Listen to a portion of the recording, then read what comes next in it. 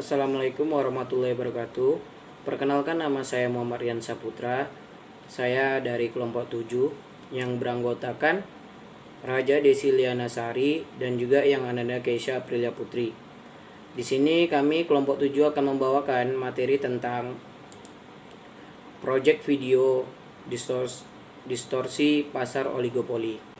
Pengertian distorsi pasar oligopoli adalah distorsi pasar oligopoli yang merujuk pada ketidaksempurnaan atau ketidaknormalan dalam mekanisme pasar yang disebabkan oleh keberadaan struktur pasar oligopoli. Oligopoli adalah bentuk pasar di mana hanya sedikit perusahaan besar yang mendominasi industri atau sektor tertentu. Distorsi dapat timbul dari berbagai faktor, termasuk praktik-praktik yang membatasi persaingan, informasi yang tidak simetris, atau hambatan masuk yang tinggi.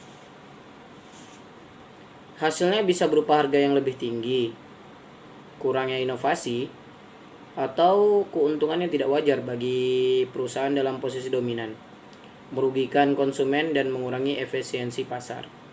Faktor-faktor penyebab distorsi pasar oligopoli.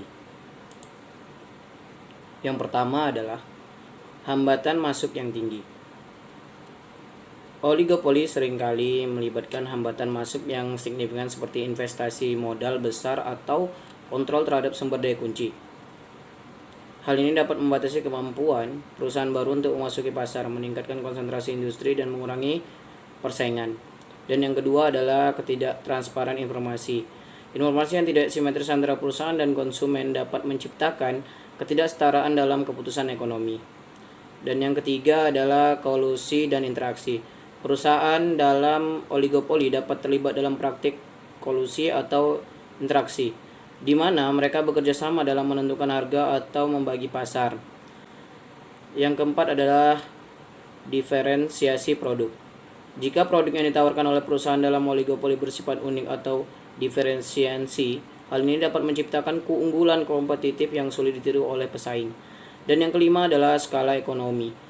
Perusahaan dalam oligopoli mungkin dapat mencapai efisiensi skala yang tinggi, memberi mereka keunggulan biaya. Hal ini dapat menjadi hambatan tambahan bagi perusahaan baru yang ingin masuk ke pasar. Dan yang keenam adalah regulasi yang lemah. Kurangnya regulasi yang efektif atau penegakan hukum yang lemah dapat memberikan kesempatan bagi perusahaan dalam oligopoli untuk melakukan praktik bisnis yang merugikan konsumen atau pesaing. Dan yang ketujuh adalah inovasi terbatas. Jika inovasi terbatas dalam industri oligopoli, perusahaan mungkin cenderung mempertahankan status daripada berkompetisi melalui inovasi. Hal ini dapat menghambat perkembangan industri dan membatasi pilihan konsumen. Dan yang terakhir yaitu ke-8, kendali atas sumber daya kunci. Jika perusahaan dalam oligopoli menguasai sumber daya kunci seperti bahan baku atau teknologi, mereka dapat mengendalikan pasokan dan membatasi akses pesaing ke faktor produksi tersebut. Beberapa faktor yang dapat membantu mengurangi distorsi pasar dalam konteks oligopoli. Yang pertama yaitu regulasi yang ketat. Penerapan regulasi yang efektif dan menegakkan hukum yang kuat dapat mengurangi peluang praktik oligopoli yang merugikan konsumen. Regulasi ini dapat mencakup batasan terhadap kolusi, penetapan harga, atau praktik bisnis tidak adil lainnya. Yang kedua, transparansi informasi. Meningkatkan transparansi informasi antara perusahaan dan konsumen dapat membantu mengatasi ketidaksetaraan informasi. Ini dapat dilakukan melalui kebijakan pengungkapan yang lebih baik dan akses yang lebih mudah terhadap informasi pasar. Ketiga, promosi persaingan. Mendorong persaingan aktif dengan mengurangi hambatan masuk dapat membantu mengurangi distorsi. Inisiatif seperti dukungan terhadap startup, pembukaan akses pasar, atau insentif untuk inovasi dapat merangsang persaingan yang sehat. Yang keempat, penguatan pengawasan pasar.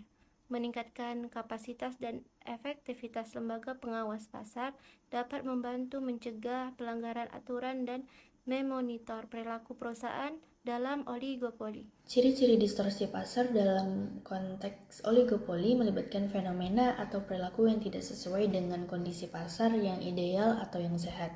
Adapun beberapa ciri-ciri tersebut, yang pertama ada pengakangan persaingan. Distorsi pasar oligopoli seringkali ditandai oleh kurangnya persaingan yang efektif antara perusahaan dominan. Persaingan cenderung menghindari persaingan yang agresif dan mungkin terlibat dalam praktik kolusi atau interaksi strategi. Yang kedua, ada penetapan harga yang tinggi. Oligopoli dapat menghasilkan harga yang tinggi karena perusahaan memiliki kekuatan pasar untuk mempengaruhi dan menentukan harga secara bersama-sama. Ini dapat merugikan konsumen dengan membayar lebih untuk produk atau layanan. Yang ketiga, ada diferensiasi produk yang kuat. Jika produk dalam oligopoli bersifat sangat diferensiasi, hal itu dapat menciptakan keuntungan yang besar bagi perusahaan dan menghambat persaingan. Konsumen mungkin memiliki sedikit pilihan yang sebenarnya bersaing. Lalu yang keempat, ada ketidakseimbangan informasi. Informasi tidak selalu tersebar secara merata antara perusahaan dan konsumen. Perusahaan dapat memiliki keunggulan informasi, membatasi kemampuan konsumen untuk membuat keputusan yang cerdas. Yang kelima adalah kendala inovasi. Oligopoli dapat menciptakan hambatan bagi inovasi karena perusahaan mungkin lebih fokus pada mempertahankan posisi pasar daripada berinovasi. Hal ini dapat menghambat perkembangan industri dan keuntungan konsumen dari kemajuan teknologi. Memahami ciri-ciri ini membantu kita untuk mengidentifikasi distorsi pasar dalam situasi oligopoli dan dapat memberikan dasar untuk tindakan regulatif atau strategi yang bertujuan mengembalikan kesehatan bersaing pasar. Cukup sekian dapat kami sampaikan, terlebih terkurang mohon maaf. Wabillahi taufiq wal hidayah. Wassalamualaikum warahmatullahi wabarakatuh.